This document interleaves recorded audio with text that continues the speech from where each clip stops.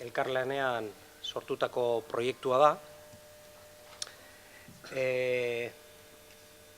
Ez da bat ere aitzindaria azoka bat antolatzea herri hontan, baina azoka horren edukia aldatzea eta beste eduki bat aurkeztea, agian hor datza ezberdintasuna eta agian arrakasta. Guk gure izan duguna da espazio hortan kultur harremanetan oinarritu eta komunikaziorako gune bat izatea. Ze kultura eta zer komunikatu. Hori, mendi mitikoaren azpian dagoen herriaren kultura, bere hizkuntza, eta, identitate kolektiboa, hor ordezkatzen den guztia, agertzea horipean parke tematiko hontan. Hor jaso duzuen esku horri hortan, hemen martxoaren 18tik 21 burutuko dan, landako egunean burutuko dan horipean parke tematikoan, gune berezi bat daukagu, kulturgunea deiturikoa, eta hortan, hor ikusten diren jarduerak garatuko dira.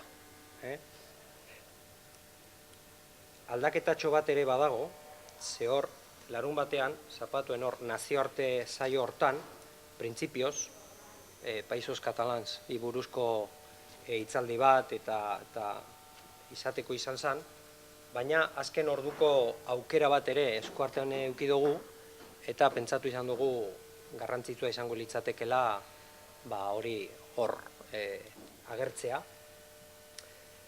Palestinarekin elkartasuna elkarteak eta LAB sindikatuaren irakaskuntzaren bitartez, Haifatik datorren lana kaskia eta Ramalatik, Zihorranatik datorren Aksan Barguti hemen egongo dira, eta Palestinari buruz garatuko dugu nazioartea zai hortan ekitaldia.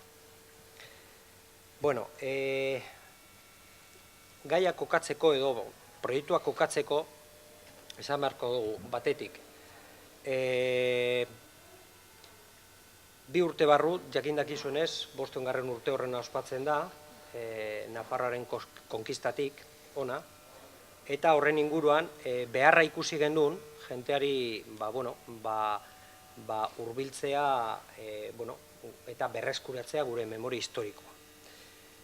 Merkatuak ematen dozkun aukera, bata da jentea erakartzea, espazio batera, eta espazio hortan dauzenei modu arinean eta modu errezean eduki diferente bat eskaini.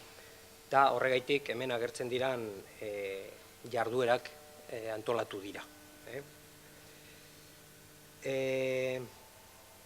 Ikusten dozuenez, danetari daukagu, eta oinarria azoka bat da.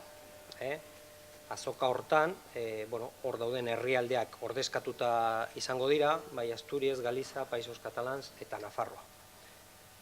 Eta, erabiltzen dugun hizkuntza ere azpimarratzekoa da, ze gure duguna da, azpi kontzientzia ere nolabait landu, eta horretarako erabiltzen dugu, hemen, estaturik gabeko nazioen izenak eta identifikazioak.